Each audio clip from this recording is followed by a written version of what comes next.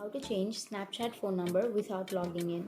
So if you want to change Snapchat phone number without logging in, then let me tell you one thing, that you don't have an option to change your phone number without logging into your account. So to change your phone number, you have to log into your account. You can't do that outside of the application.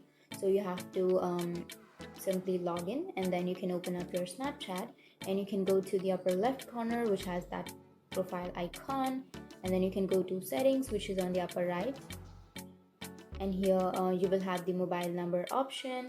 So you can simply add your mobile number from here, or if you want to change your mobile number, then you can simply change your mobile number from this option, and you can do that from here. But outside of that Snapchat application, without logging into that account, you can't change your phone number.